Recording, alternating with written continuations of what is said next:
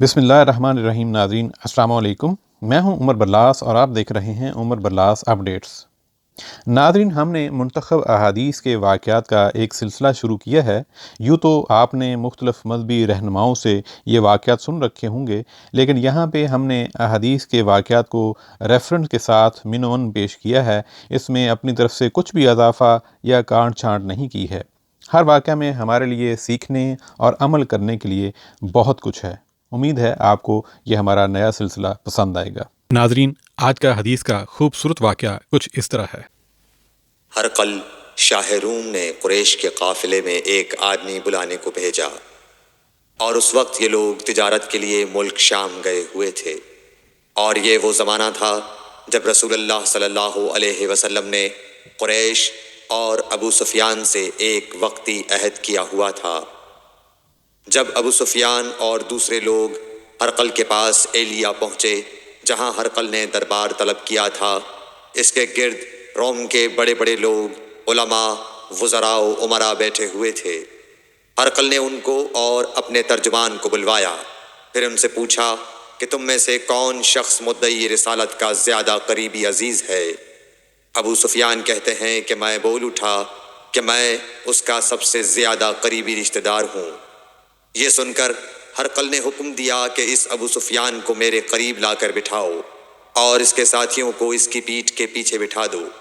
پھر اپنے ترجمان سے کہا کہ ان لوگوں سے کہہ دو کہ میں ابو سفیان سے اس شخص یعنی محمد صلی اللہ علیہ وسلم کے حالات پوچھتا ہوں۔ اگر یہ مجھ سے کسی بات میں جھوٹ بول دے تو تم اس کا جھوٹ ظاہر کر دینا۔ ابو سفیان کا قول ہے کہ خدا کی قسم، اگر مجھے یہ غیرت نہ آتی کہ یہ لوگ مجھ کو جھٹلائیں گے تو میں آپ صلی اللہ علیہ وسلم کی نسبت ضرور غلط گوئی سے کام لیتا۔ خیر، پہلی بات جو ہرقل نے مجھ سے پوچھی وہ یہ کہ اس شخص کا خاندان تم لوگوں میں کیسا ہے؟ میں نے کہا وہ تو بڑے اونچے عالی نسب والے ہیں۔ کہنے لگا اس سے پہلے بھی کسی نے تم لوگوں میں ایسی بات کہی تھی؟ میں نے کہا نہیں۔ کہنے لگا اچھا اس کے بڑوں میں کوئی بادشاہ ہوا ہے؟ میں نے کہا نہیں۔ پھر اس نے کہا بڑے لوگوں نے اس کی پیروی اختیار کی ہے یا کمزوروں نے؟ میں نے کہا نہیں، کمزوروں نے۔ پھر کہنے لگا اس کے تابع دار روز بڑھتے جاتے ہیں یا کوئی ساتھی پھر بھی جاتا ہے؟ میں نے کہا نہیں۔ کہنے لگا کیا اپنے اس دعوی نبوت سے پہلے کبھی کسی بھی موقع پر اس نے جھوٹ بولا ہے؟ میں نے کہا نہیں، اور اب ہماری اس سے صلح کی ایک مقررہ مدت ٹھہری ہوئی ہے، معلوم نہیں وہ اس میں کیا کرنے والا ہے۔ ابو سفیان کہتے ہیں میں اس بات کے سوا اور کوئی جھوٹ اس گفتگو میں شامل نہ کر سکا۔ ہرقل نے کہا کیا تمہاری اس سے کبھی لڑائی بھی ہوئی ہے؟ ہم نے کہا کہ ہاں۔ بولا پھر تمہاری اور اس کی جنگ کا کیا حال ہوتا ہے؟ میں نے کہا لڑائی ڈول کی طرح ہے، کبھی وہ ہم سے میدان جنگ جیت لیتے ہیں اور کبھی ہم ان سے جیت لیتے ہیں۔ ہرقل نے پوچھا وہ تمہیں کس بات کا حکم دیتا ہے؟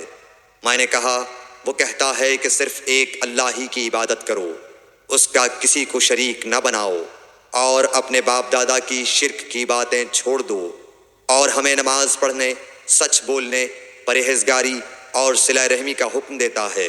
یہ سب سن کر پھر ہرقل نے اپنے ترجمان سے کہا کہ ابو سفیان سے کہہ دے کہ میں نے تم سے اس کا نسب پوچھا تو تم نے کہا کہ وہ ہم سے عالی نسب ہے، اور پیغمبر اپنی قوم میں عالی نسب ہی بھیجے جایا کرتے ہیں۔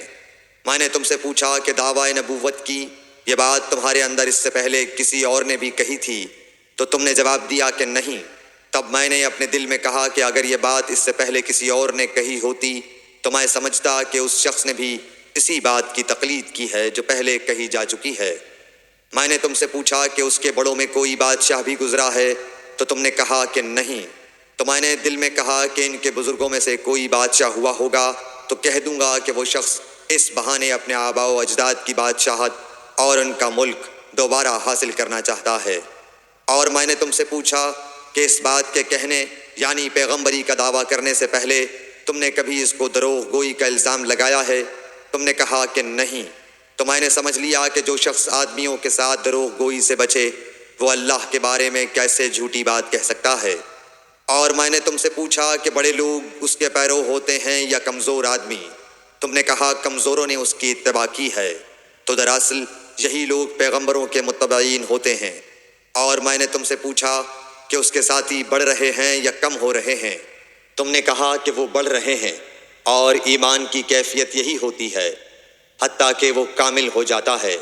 اور میں نے تم سے پوچھا کہ آیا کوئی شخص اس کے دین سے ناخوش ہو کر مرتد بھی ہو جاتا ہے؟ تم نے کہا نہیں۔ تو ایمان کی خاصیت بھی یہی ہے، جن کے دلوں میں اس کی مسرت رچ بس جائے وہ اس سے لوٹا نہیں کرتے۔ اور میں نے تم سے پوچھا کہ آیا وہ کبھی عہد شکنی کرتے ہیں؟ تم نے کہا نہیں۔ پیغمبروں کا یہی حال ہوتا ہے، وہ عہد کی خلاف ورزی نہیں کرتے۔ اور میں نے تم سے کہا کہ وہ تم سے کس چیز کے لیے کہتے ہیں؟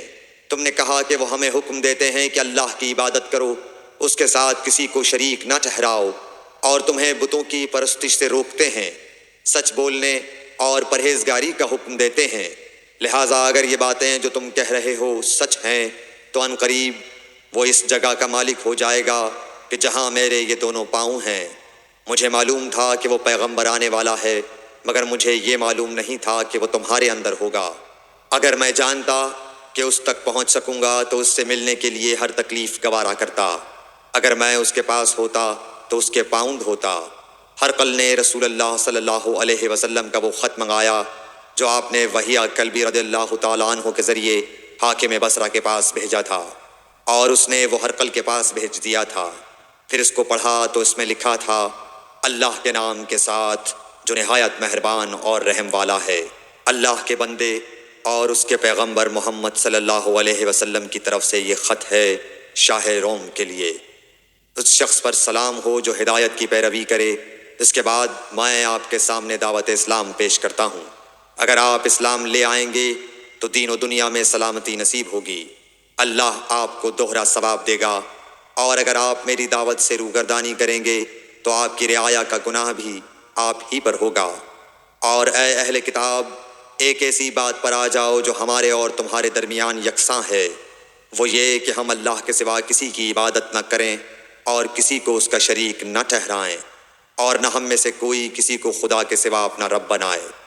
پھر اگر وہ اہل کتاب اس کتاب سے منہ پھیر لیں تو مسلمانوں، تم ان سے کہہ دو کہ تم مانو یا نہ مانو، ہم ایک خدا کے اطاعت گزار ہیں۔ ابو سفیان کہتے ہیں، جب ہرقل نے جو کچھ کہنا تھا کہہ دیا اور خط پڑھ کر فارغ ہوا تو اس کے ارد گرد بہت شور و غوغا ہوا، بہت سی آوازیں اٹھیں اور ہمیں باہر نکال دیا گیا۔ تب میں نے اپنے ساتھیوں سے کہا کہ ابو کبشہ کے بیٹے حضرت صلی اللہ علیہ وسلم کا معاملہ تو بہت بڑھ گیا، دیکھو تو اس سے بنی اصفر روم کا بادشاہ بھی ڈرتا ہے۔ مجھے اس وقت سے اس بات کا یقین ہو گیا کہ حضور صلی اللہ علیہ وسلم ان قریب غالب ہو کر رہیں گے، حتیٰ کہ اللہ نے مجھے مسلمان کر دیا۔ راوی کا بیان ہے کہ ابن ناطور ایلیا کا حاکم ہرقل کا مصاحب اور شام کے نصارہ کا لاٹ پادری بیان کرتا تھا کہ ہرقل جب ایلیا آیا ایک دن صبح کو پریشان اٹھا تو اس کے درباریوں نے دریافت کیا کہ آج ہم آپ کی حالت بدلی ہوئی پاتے ہیں، کیا وجہ ہے؟ ابن ناطور کا بیان ہے کہ ہرقل نجومی تھا، علم نجوم میں وہ پوری مہارت رکھتا تھا۔ اس نے اپنے ہم نشینوں کو بتایا کہ میں نے آج رات ستاروں پر نظر ڈالی تو دیکھا کہ ختنہ کرنے والوں کا بادشاہ ہمارے ملک پر غالب آ گیا ہے۔ بھلا اس زمانے میں کون لوگ ختنہ کرتے ہیں؟ انہوں نے کہا کہ یہود کے سوا کوئی ختنہ نہیں کرتا، سو ان کی وجہ سے پریشان نہ ہوں۔ سلطنت کے تمام شہروں میں یہ حکم لکھ بھیجیے کہ وہاں جتنے یہودی ہوں سب قتل کر دیے جائیں۔ وہ لوگ انہی باتوں میں مشغول تھے کہ ہرقل کے پاس ایک آدمی لایا گیا جسے شاہ غسان نے بھیجا تھا۔ اس نے رسول اللہ صلی اللہ علیہ وسلم کے حالات بیان کیے۔ جب ہرقل نے سارے حالات سن لیے تو کہا کہ جا کر دیکھو وہ ختنہ کیے ہوئے ہے یا نہیں۔ انہوں نے اسے دیکھا تو بتلایا کہ وہ ختنہ کیا ہوا ہے۔ ہرقل نے جب اس شخص سے عرب کے بارے میں پوچھا تو اس نے بتلایا کہ وہ ختنہ کرتے ہیں۔ تب ہرقل نے کہا کہ یہی محمد صلی اللہ علیہ وسلم اس امت کے بادشاہ ہیں جو پیدا ہو چکے ہیں۔ پھر اس نے اپنے ایک دوست کو رومیہ خط لکھا، اور وہ بھی علم نجوم میں ہرقل کی طرح ماہر تھا۔ پھر وہاں سے ہرقل حمص چلا گیا۔ ابھی حمص سے نکلا نہیں تھا کہ اس کے دوست کا خط اس کے جواب میں آ گیا۔ اس کی رائے بھی حضور صلی اللہ علیہ وسلم کے ظہور کے بارے میں ہرقل کے موافق تھی کہ محمد صلی اللہ علیہ وسلم واقعی پیغمبر ہیں۔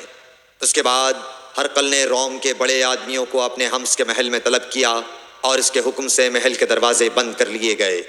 پھر وہ اپنے خاص محل سے باہر آیا اور کہا، اے روم والو، کیا ہدایت اور کامیابی میں کچھ حصہ تمہارے لیے بھی ہے؟ اگر تم اپنی سلطنت کی بقا چاہتے ہو تو پھر اس نبی صلی اللہ علیہ وسلم کی بیعت کر لو اور مسلمان ہو جاؤ۔ یہ سننا تھا کہ پھر لوگ وحشی گدھوں کی طرح دروازوں کی طرف دوڑے، مگر انہیں بند پایا۔ آخر جب ہرقل نے اس بات سے ان کی یہ نفرت دیکھی اور ان کے ایمان لانے سے مایوس ہو گیا تو کہنے لگا کہ ان لوگوں کو میرے پاس لاؤ۔ جب وہ دوبارہ آئے تو اس نے کہا، میں نے جو بات کہی تھی اس سے تمہاری دینی پختگی کی آزمائش مقصود تھی، سو وہ میں نے دیکھ لی۔ تب یہ بات سن کر وہ سب کے سب اس کے سامنے سجدے میں گر پڑے اور اس سے خوش ہو گئے۔